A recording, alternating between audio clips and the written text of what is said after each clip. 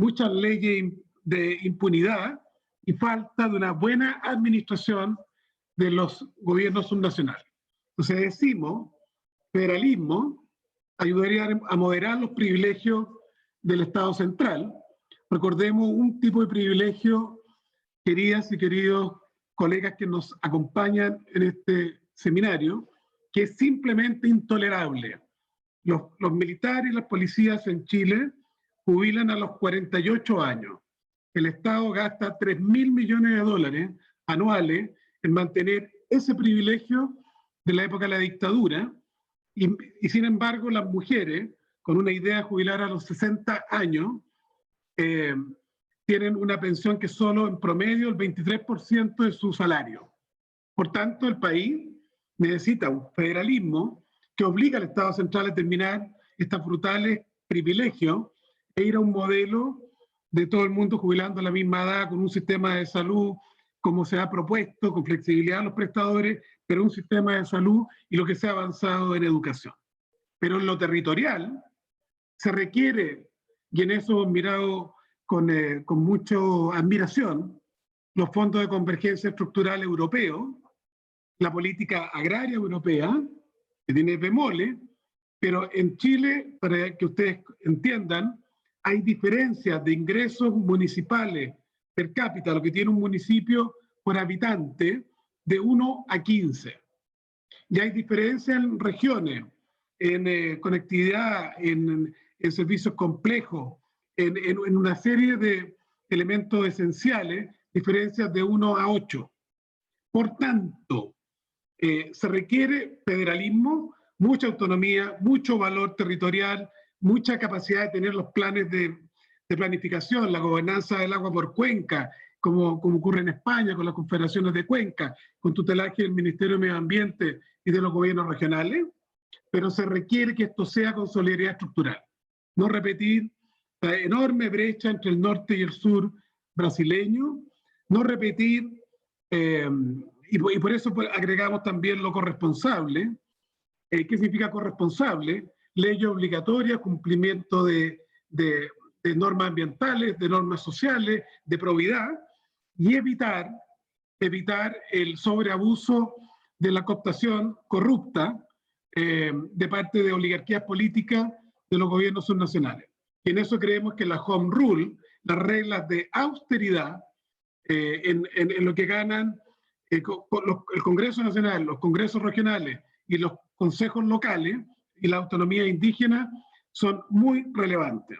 Entonces, en el debate, en síntesis, y en lo que está ocurriendo en Chile, es que este cuestionamiento al centralismo de 200 años del país está severamente cuestionado, y hay una posibilidad de un nuevo acuerdo social, ecoterritorial, que genere un país más fraterno y con mayor corresponsabilidad. Violeta va a contar además de una serie de percepciones, etcétera, que están en la opinión pública, que dan cuenta de este clivaje ecoterritorial relevante en Chile. Bueno, sí, muchas gracias. Hablaremos más lento y claro, lo más lento y claro posible para poder, ¿cierto?, transmitir nuestra reflexión. Y me sumo a la reflexión que hacía el profesor Valenzuela, planteando que efectivamente Chile se encuentra en un momento histórico relevante, en una coyuntura política, social, marcada por lo que ocurrió en el mes de octubre del año 2019, llamado estallido social, y que generó un cuestionamiento o expresó un cuestionamiento muy profundo de la ciudadanía a el orden político, a las situaciones económicas, ¿cierto? Y a la distribución, diríamos, del poder que aquí existe. Quisiera, complementando la presentación que hace Esteban Valenzuela hace un momento, compartir con ustedes una presentación con algunos datos, ¿cierto? Que, no, creo que no puedo compartir PPT, no importa, entonces voy a comentar, no sé si está Raquel o me dice si es que pudiera compartir, porque estoy inhabilitada para compartir. si no lo expongo, pero ahí Raquel, de coordinadora del panel, a ver si me puede indicar si es posible o no. Ahí sí, gracias. Bien, entonces quisiera compartir con ustedes la idea de presentar algunos gráficos, justamente en la reflexión que recién Esteban Valenzuela planteaba. La pregunta que él planteaba es si es que podemos pensar, ¿cierto?, en un Estado autonómico regional, si podemos pensar en términos de orden político, en una forma, ¿cierto?, de relación en la lógica confederal y plurinacional, que significa, en términos concretos, romper con la tradición histórica, con los clivajes políticos, ¿cierto?, que han caracterizado nuestro país. En ese sentido, en términos concretos, la pregunta que nosotros hacemos y los datos que les quiero mostrar tienen que ver con la reflexión sobre la descentralización y con la mirada de los territorios, pero principalmente a través de una encuesta que llamamos barómetro regional y que aplicamos en el territorio nacional, en distintas regiones, y que nos da muchas pistas previo al estallido social, porque este instrumento se aplicó en septiembre del 2019 y entonces muestra el malestar que existía en el país y que se puede luego ver reflejado en grandes movilizaciones en las calles.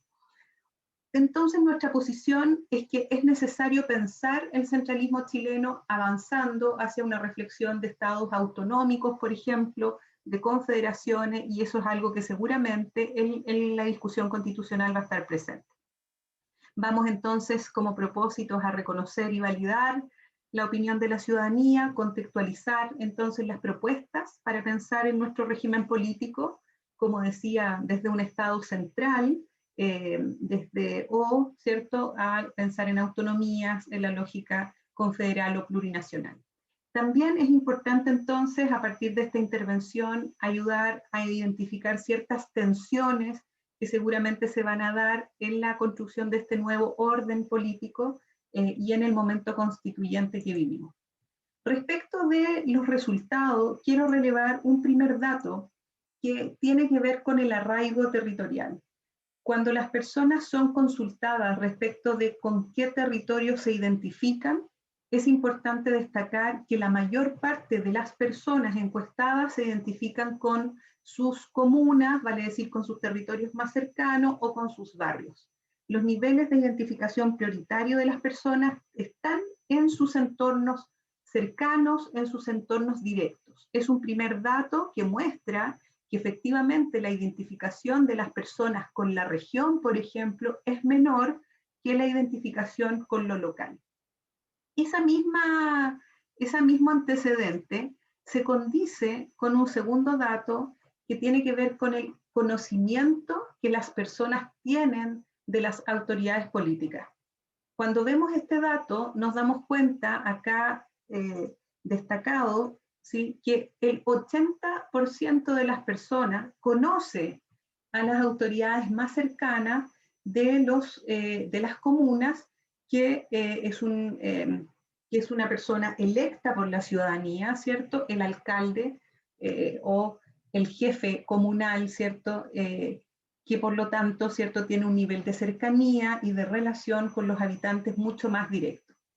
En contraposición, las personas, ¿cierto?, no conocen a las autoridades intendentes, que son autoridades designadas hasta ahora por el presidente o presidenta de la República, ¿cierto?, y que es una persona que, a propósito de lo que recién Esteban comentaba, va a ser una figura que va a desaparecer porque a partir, ¿cierto?, de estas próximas elecciones van las regiones a escoger a los gobernadores regionales. O sea, una primera tensión es que podríamos ver que haya modificaciones en esta línea, ¿cierto?, mayor conocimiento del intendente y del alcalde, porque ambos van a ser figuras electas. En este caso, el nombre correcto sería la elección de gobernador regional y la figura de alcalde. Bueno, lo interesante entonces es relevar, en este caso, la figura de las autoridades locales más cercanas, pero además el bajo nivel de conocimiento que tienen otras figuras, ¿cierto?, política y que parece ser una clave para poder entender la distribución del poder a lo largo de Chile. Otro dato interesante en la misma lógica es que al preguntar a las personas sobre el aporte que las instituciones brindan al desarrollo local y territorial, perdón, ahí hay un error en la primera lámina, ¿cierto?, en la primera línea, se releva el aporte de las universidades regionales, el aporte, ¿cierto?, de las organizaciones sociales, pero en contraposición se cuestiona mucho el aporte de los partidos políticos y de los diputados. También, por cierto, coincidente con lo que habíamos dicho antes, el aporte de los municipios, vale decir, las administraciones locales, gobiernos locales, es relevado dentro de nuestro país. El conocimiento que las personas tienen respecto de la elección de gobernadores regionales es uno que muestra o que nos debe llamar, ¿cierto?, a la preocupación, porque los niveles de conocimiento previo respecto de esta figura, decíamos que estamos en un momento muy relevante, una coyuntura política que podría transformar la forma de distribución del poder, la relación, ¿cierto?, de nuestro Estado central a una mayor primacía o relevancia de las regiones, es algo que no está tan instalado en el imaginario y en el conocimiento de las personas. Por lo tanto, consideramos que es necesario trabajar en términos de pedagogía política y social en Chile para relevar la figura y la elección de los gobernadores regionales. Vivimos recientemente un plebiscito para discutir, para aprobar o rechazar la Carta Constitucional, con un 70, casi 80% la gente aprobó la elaboración de una nueva Carta Constitucional, y eso significa un momento muy importante en nuestro país que debiese traducirse también, idealmente, en invertir esta cifra, porque la gente, ¿cierto?, hasta ahora debiese tener mayor conocimiento de lo que significa la figura del gobernador regional y su rol en la construcción del país. Acá solamente relevamos la clave generacional porque siempre la disposición de participar en las elecciones es mayoritariamente concentrada en la población de 65 años y más, pero en el plebiscito vimos una variación porque vimos más participación de jóvenes, incluso jóvenes de 18 años a 29 años que tuvieron en el plebiscito del apruebo o rechazo al cambio constitucional un rol bien relevante en los resultados. Hay una clave generacional que, vinculado a la necesidad de formación política y social, debemos mantener atendiendo. ¿Cuáles son las prioridades del desarrollo? Me parece que esta cifra explica lo que Esteban señalaba, que la principal preocupación en Chile es la desigualdad social. Chile es un país que se caracteriza por tener un índice de Gini altísimo, por tener una concentración del poder económico y político muy marcada, y por lo tanto la desigualdad es un problema que se ha evidenciado mucho más fuerte y duro con la pandemia, a través, ¿cierto?, de los campamentos, ollas comunes y otras necesidades de la población vinculadas a carencias económicas. Entonces, bueno, la tensión entre el crecimiento económico y el abordaje de la desigualdad social siguen siendo en Chile las prioridades para enfrentar o pensar en el desarrollo. Y en esa misma lógica, en las mismas prioridades, no es que haya un cuestionamiento abierto a la empresa privada, pero sí hay, ¿cierto?, una necesidad de pensar en mayor responsabilidad social empresarial, en empresas que aporten realmente en los territorios decíamos, con sistemas o con éticas, como planteaba Esteban, de equilibrio entre lo medioambiental, lo social, ¿cierto?, y la probidad. Se espera entonces también una mayor relevancia o presencia del Estado en los territorios, pero sobre todo me parece que lo que ha ocurrido en Chile en los últimos años, desde el 2011 en adelante, como distintos movimientos sociales, pero en el 2019 en particular, que se ha cuestionado la forma de distribución del poder, se ha ampliado la demanda a participación ciudadana y por lo tanto la exigencia de que las autoridades tomen en cuenta las opiniones de las personas es algo que surge cada vez más con fuerza en distintas movilizaciones sociales, pero también en distintos espacios de organización. relevo esos tres aspectos en particular. En esta misma sentido, ¿cierto?, coincidente con lo que señalo, hay algunos aspectos, ¿cierto?, que relevo en primer lugar aquí a la derecha, que la gente espera o plantea que es muy importante que las organizaciones sociales tengan mayor capacidad para incidir en la toma de decisiones. O sea, efectivamente las demandas por participación ciudadana, pero también por transparencia, porque se espera que la gente sepa en qué se gasta el dinero en los territorios, ¿cierto? Y pueda participar en el establecimiento de prioridades de gasto. Esa misma imagen que relevo aquí a la extrema de la derecha, la relevo a la extrema de la izquierda de esta imagen, porque la gente espera que los gobiernos regionales puedan tener mayor relevancia en las decisiones con independencia del gobierno central. Que los impuestos que se generan queden en la región, ¿cierto? Y que los municipios, tal como habíamos mostrado antes, puedan tomar más decisiones con independencia del gobierno regional. Estas tendencias, ¿cierto?, generales, son las que quisiéramos relevar en este panel, diciendo que es necesario en Chile asumir que estamos en un momento importante de transformaciones políticas y sociales, que tanto la reflexión académica como las cifras lo demuestran, que hay necesidades de transformar nuestro orden político y social, pero que también debemos enfrentar algunas dificultades como las que relevo acá. En primer lugar, ¿cierto?, aparece la profesionalización del sector público, por lo tanto, crear formación profesional, inteligencia territorial, gente empoderada que promueva el desarrollo territorial es un factor importante, así como también dar mayor sentido social y urgencia social a la actividad empresarial, ¿no? Un desarrollo territorial que combine, que exija, como decíamos recién, responsabilidad social empresarial, profesionales capacitados y conscientes del desarrollo territorial y poca caída en las autoridades. Con esto creo que ya en el tiempo estamos, voy a ir cerrando, ¿cierto?, solo con estas conclusiones. Tal como mostramos, es necesario pensar en un nuevo pacto social, político y territorial en Chile.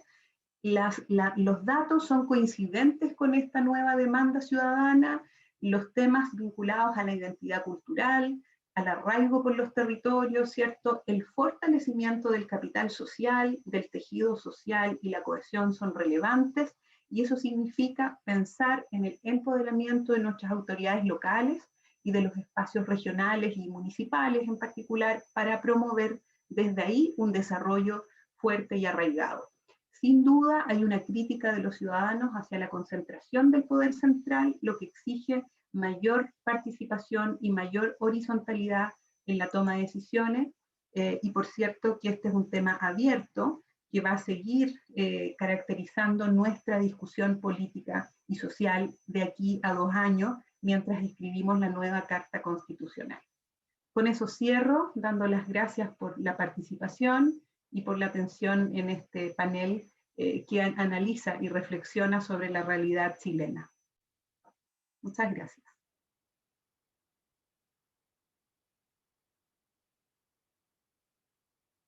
Creo que Esteban. Aquí estamos, por cualquier pregunta o comentario a través del chat, si es que alguien nos quiere preguntar algo.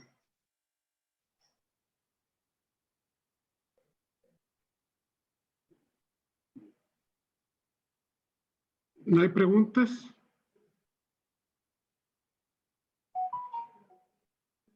Bueno. Tiene 3 minutos. ¿Estamos en el tiempo todavía? ¿Sí? Sí, nos quedan 3 minutos. Ah, bueno. No, tan solo, Violeta, agregar que hay muy poca identidad aún con las regiones en Chile, porque lo que ha tenido tradición es la historia comunitaria vecinal de los pueblos y municipal. Y como les contamos, Chile con Turquía son los 2 únicos países en la OCDE que no tienen elección aún del nivel subnacional, que acá ha sido altamente resistido. Y quizás agregar que para el conflicto mapuche, un colega nuestro, doctor en ciencia política, que estudió además un poco en gallego, ¿no? Porque estudió en Santiago Compostela su doctorado con el profesor Mais, que es José Marimán, un gran intelectual mapuche, la salida política a eso, y por eso en el sistema...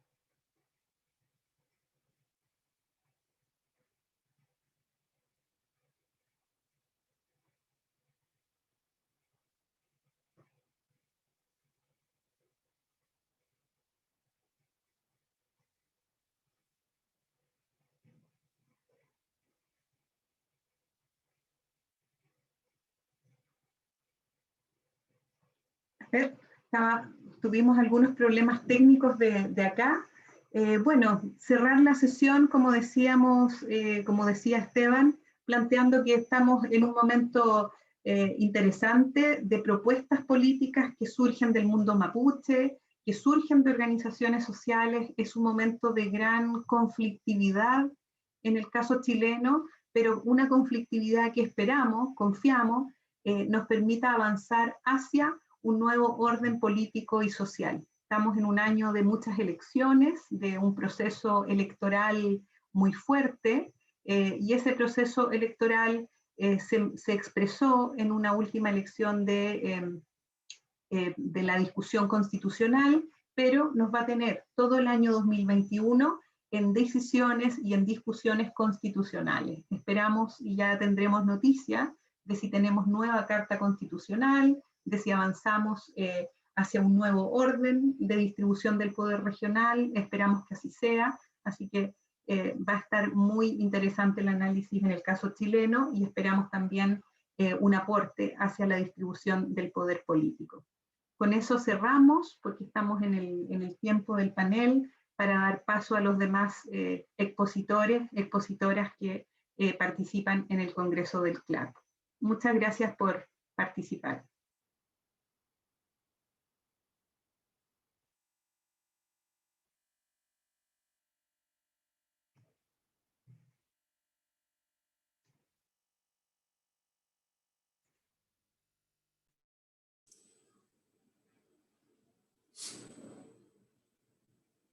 Boa tarde, meu nome é Franklin, em nome da Procuradoria-Geral da Fazenda Nacional do Brasil. Agradeço ao Cláudio a oportunidade dessa apresentação do nosso caso iluso. Procuradoria-Geral da Fazenda Nacional é o órgão de consultoria jurídica que assessora o Ministério da Economia em relação a assuntos tributários. A nossa carreira de topo é a carreira de procuradores da Fazenda Nacional. Eu atualmente trabalho na assessoria de gestão e fui responsável em 2017 por coordenar o grupo de trabalho que dimensionou as forças de trabalho de procuradores da Fazenda e da inclusão dos novos entrantes oriundos de concurso público. Vou agora compartilhar a tela com vocês na apresentação.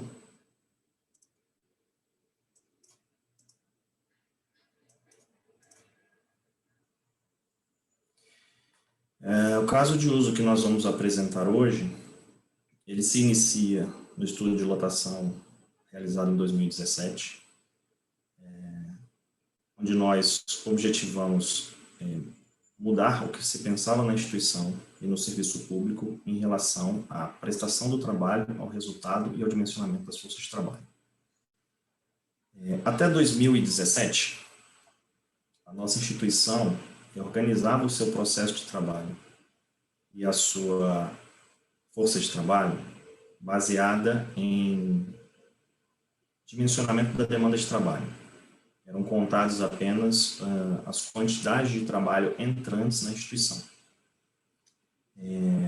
Quando iniciamos esse grupo em 2017, nós entendemos que era necessário para a instituição, para o poder público e para a prestação de contas à população, que nós transformássemos esta mentalidade institucional para algo que objetivasse melhor aplicação do recurso público, incremento de recuperação financeira ao erário e melhor posicionamento das forças de trabalho para cumprirem as tarefas a qual a PGFN era demandada.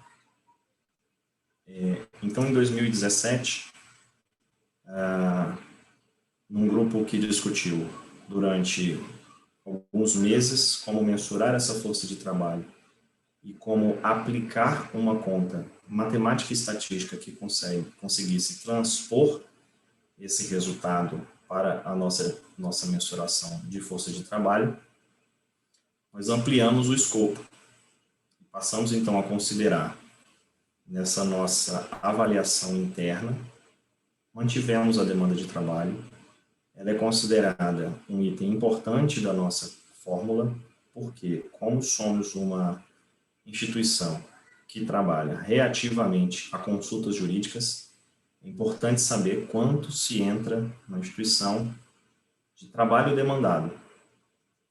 Porém, precisamos mensurar, após esse trabalho demandado, alguns perfis da execução do trabalho, da entrega do produto, da satisfação do nosso cliente e do resultado obtido, para que pudéssemos posicionar nossas forças de trabalho, que são escassas. Os concursos públicos realizados até 2017 não suprem a total necessidade de força de trabalho da instituição.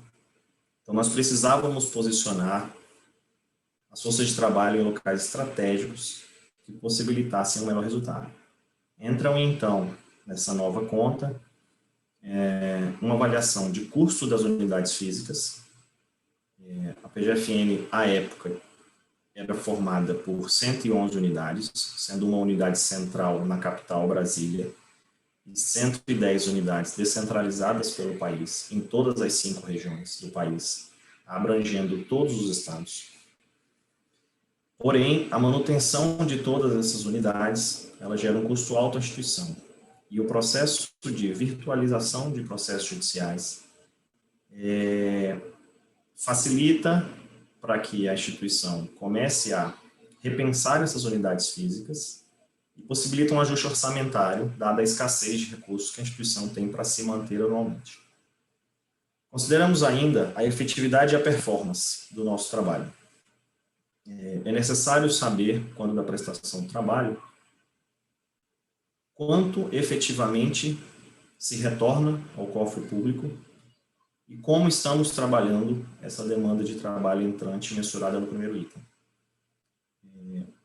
A performance ela é analisada a partir de resultado financeiro, que é a nossa grande função, é a cobrança tributária. Então, a atuação da carreira de procuradores em locais mais estratégicos, não só físicos como o país, dentro do país, como também dentro da instituição, em assuntos mais estratégicos, possibilitou um aumento do resultado financeiro obtido pela instituição. No quarto bloco de análise, analisamos esse resultado financeiro efetivamente gerado. Quanto de dinheiro é colocado pela instituição no cofre da União. Esse resultado é muito importante porque nós somos uma das instituições que compõe o caixa do país. O nosso trabalho compõe o recurso público financeiro que irá fomentar políticas públicas de diversos tipos. Então, é importante a nossa atuação e é importante o resultado gerado pela nossa atuação. E, por fim, no último bloco desta nossa conta, nós bonificamos as áreas institucionais que estavam alinhadas à nossa estratégia. A instituição já está avançada em estratégia, ela está alinhada ao poder público, ela está alinhada à União, executando tarefas, executando processos que são de relevância nacional. E é necessário... Oi. Franklin, peço desculpa, o áudio, tente ver se consegue melhorar o áudio. Está a fazer eco. Ok. Se calhar aproximar-se mais um bocadinho, talvez. Vou colocar no fone.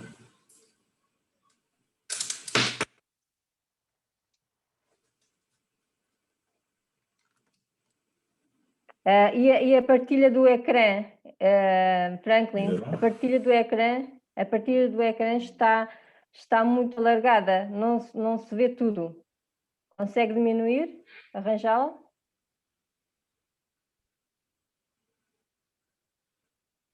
Vou tentar.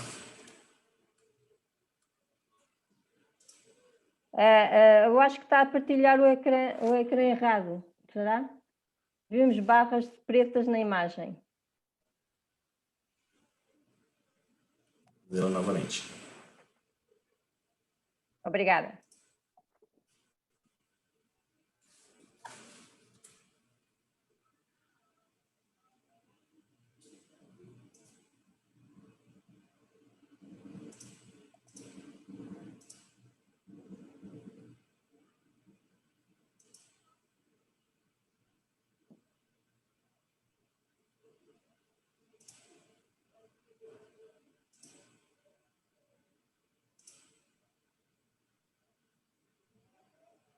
Conseguem ver?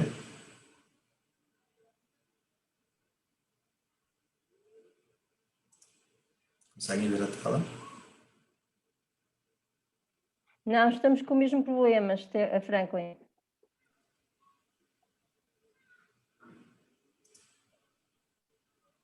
O Raul pudesse que vai falar consigo, está bem? Ok. Anabela? Olá, boa tarde. Peço desculpa de interromper. Nós estamos a ver uns quadrados pretos no seu ecrã. Isso que aí está à beira do seu rato não deverá estar. É provável que não esteja a partilhar o ecrã certo. Nós estamos a ver a apresentação, mas vemos uns quadrados pretos no seu ecrã. E quando Vou põe retirar modo de os- apresentação, temos aqui uns quadrados pretos que parecem a censura e que fica mesmo por cima da Procuradoria-Geral da Fazenda Nacional. Talvez assim, se conseguir aumentar... Não consegue ver à beira do seu rato um ecrã preto? Um quadrado preto? Não. Deve estar Não aí aparece. uma má função qualquer, mas se calhar poderá partilhar assim, se chegar o seu ecrã um pouco para cima e vá fazendo a passagem dos diapositivos, porque desta forma como aqui está, podemos... Agora sim, se conseguir fazer só o scroll down à medida Ok. que for passando, é melhor. Está Ok. bem?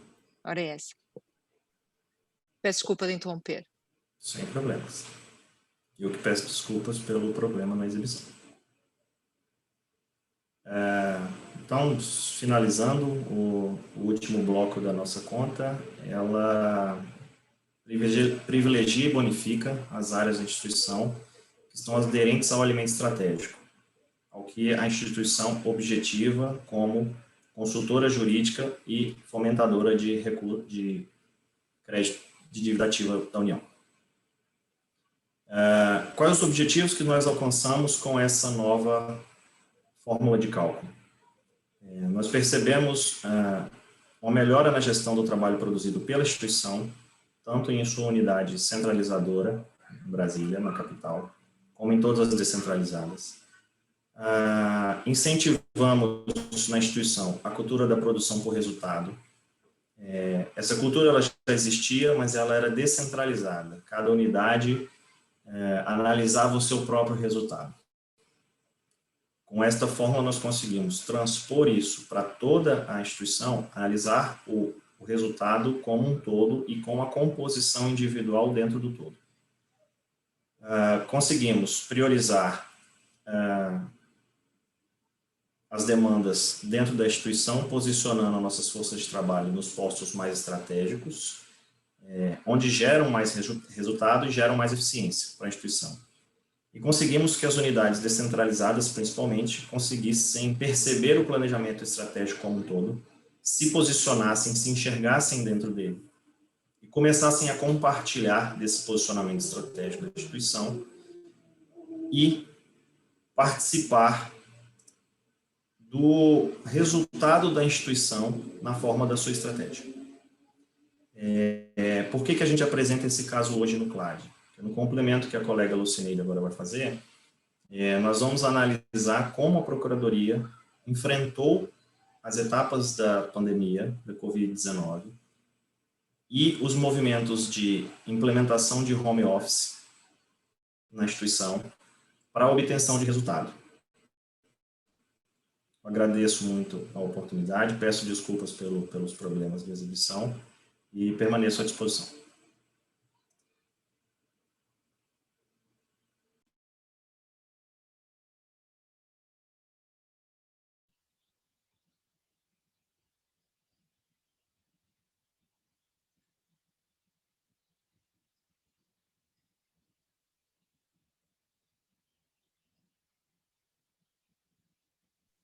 Lucineide, quando quiser. Não estamos a ouvi-la.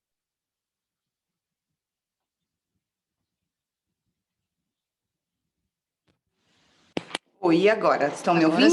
Agora sim, obrigada. Ah, sem problemas. Só colocando aqui a minha apresentação para iniciarmos. Não?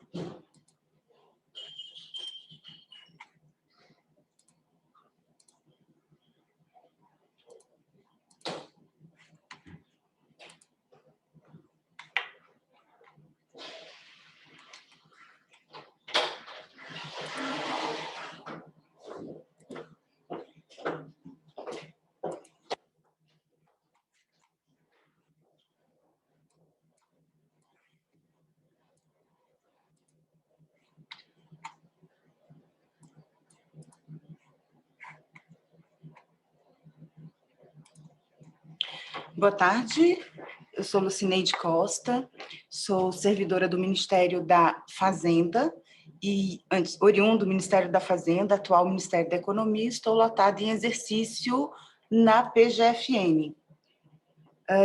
O meu trabalho hoje, a nossa apresentação, vai falar um pouco sobre os desafios da gestão de pessoas no pós-pandemia, o que abarca toda a PGFN, toda essa amplitude do que o Franklin, inicialmente, nosso colega colocou, sobre a experiência do dimensionamento da força de trabalho. E, desdobrando isso, nós vamos apresentar um pouquinho da PGFN. A Procuradoria-Geral da Fazenda Nacional tem uma estrutura híbrida. Ela é um órgão jurídica, de natureza jurídica, que ela tem uma subordinação técnica e jurídica na Advocacia Geral da União e a sua vinculação administrativa no Ministério da Economia. Ela também tem uma estrutura organizacional, por meio do último decreto, que em 2019 criou o Ministério do Estado da Economia, ela trouxe para junto ao ministro de Estado 7 das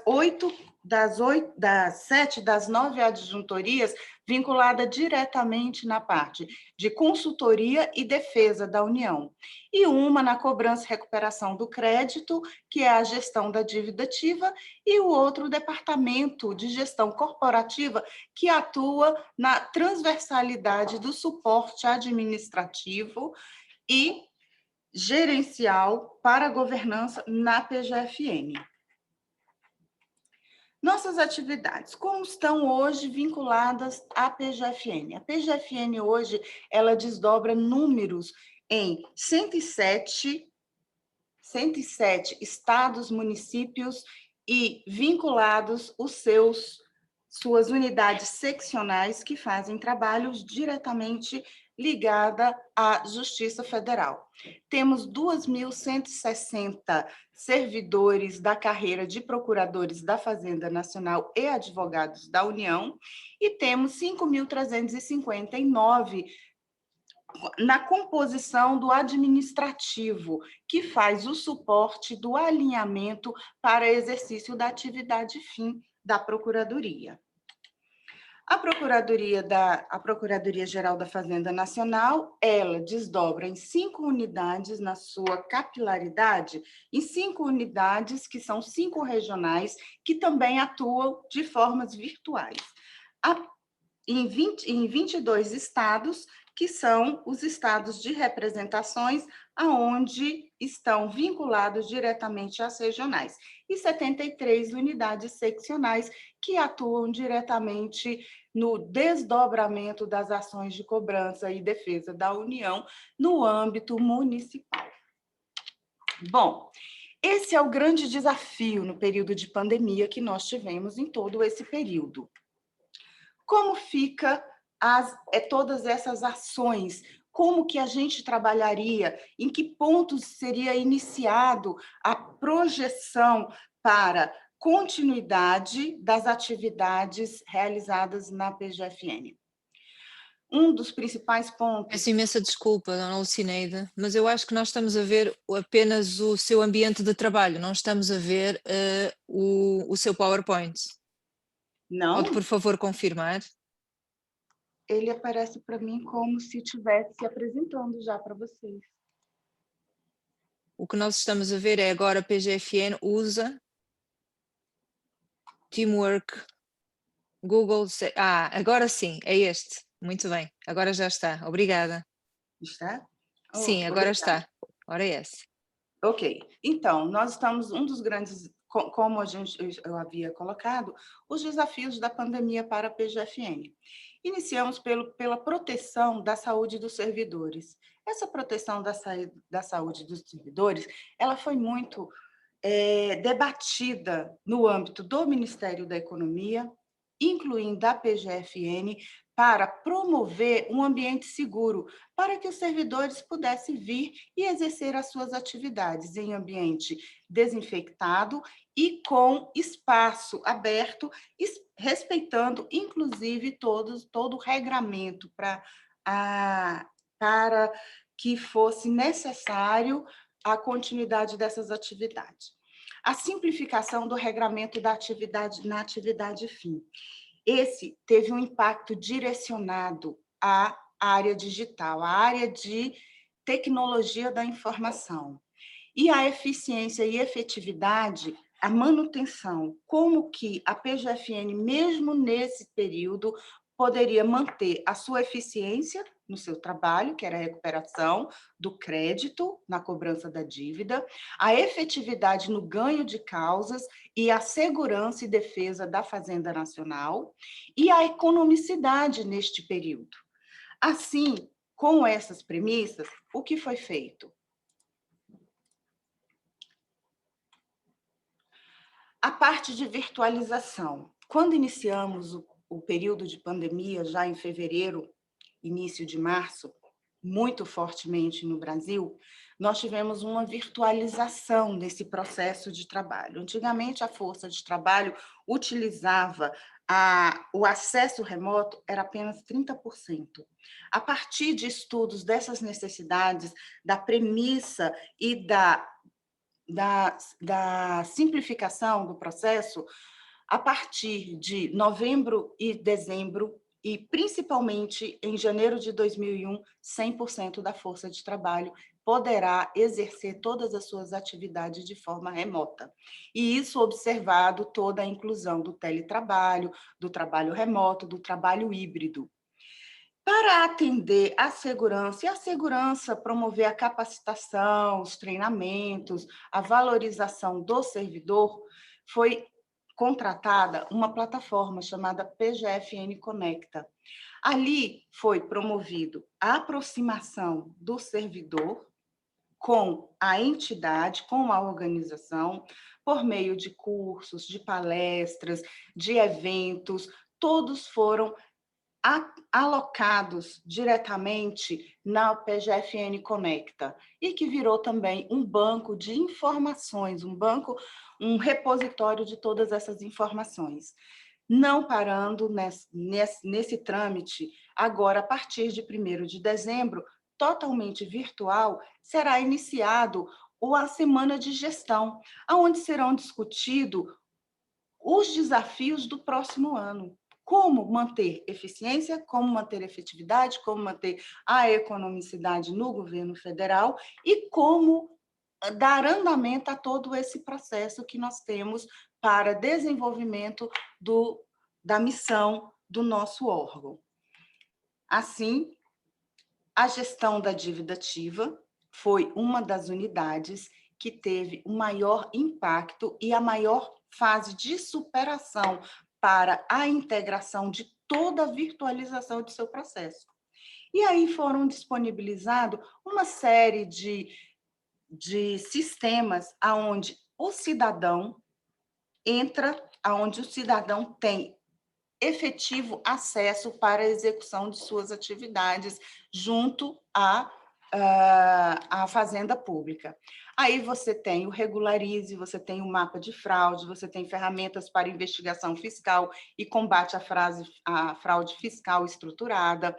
Você tem também, foi lançado o registro de todas as ações da dívida em um mapa onde a gente tem um cenário de janeiro a setembro de 2020, a tendência de crescimento na recuperação dos valores. A gente pode fazer uma observação que até fevereiro nós estávamos numa linha ascendente. Entrou a pandemia, houve uma queda na execução da atividade de recuperação do crédito. Em maio, houve um novo crescimento e agora começou uma fase de recuperação. Porém, até setembro de 2020, nós já temos 18,4 bi de valores recuperados. E se fizermos esse mesmo comparativo ao exercício anterior, nós vamos ver que o ganho nessa linha é gradual. E nós não temos uma efetiva perda na execução dessa atividade, mantendo a eficiência das atividades, mesmo no período de pandemia. Nós tivemos valores recuperados que em 2018, 2019, nós chegamos de 22% a 23,9%, e hoje nós estamos chegando a 36,6%, oscilando essa atividade em grandes números, né? E a PGFN hoje, ela faz o acompanhamento gradual pelas regionais, pelas atividades regionalizadas, como estão a cobrança, aonde eu tenho o maior estoque de dívida ativa por região, aonde você tem a quantidade e o estoque de devedores na dívida ativa por região e como isso tem sido representado como uma evolução na recuperação do crédito. Para complementar essa apresentação, a gente tem aqui que em 2019 nós tivemos 2,19 trilhões, em 2018 de recuperação. Em 2019, 22,13% de êxito na cobrança. E para 2020 já estamos chegando a 21,4% na cobrança de êxito na cobrança da dívida ativa. Então, o maior desafio para segurança da Fazenda Pública, para exercício das atividades fim da Procuradoria-Geral da Fazenda Nacional, vem sendo suprido especificamente na melhoria contínua que a tecnologia da informação tem apresentado nesse período com ferramentas para o servidor público, para exercício da sua atividade na Procuradoria. E aqui eu encerro a minha apresentação para ao CLAD. Eu pergunto aos participantes se querem fazer perguntas, podem fazê-lo.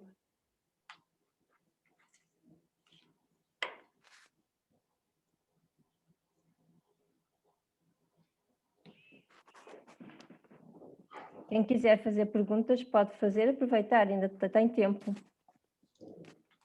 Franklin, quer dizer mais alguma coisa? Não, já estamos com a apresentação completa, à disposição para tirar dúvidas. Agradecendo também a equipe de apoio que nos ajudou na apresentação. Não tenho de que ir. A Anabela foi impecável. Obrigada. Obrigada pela ajuda, e aí estamos finalizando o nosso propósito de apresentar a nossa experiência na PGFN. Exato. Pelo menos no chat não tenho perguntas, mas vamos aguardar, pode ser? Sim, claro. Pode ser. Violeta, quer dizer alguma palavra para se despedir?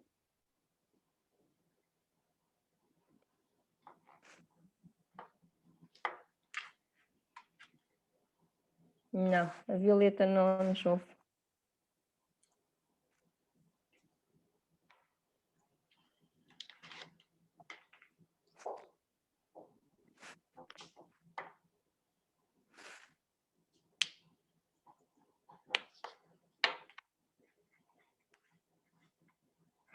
Bem, não há perguntas. Lucineide, Franklin, podemos dar por encerrado? Sim, podemos. Sim. Sim, podemos. A Violeta também não.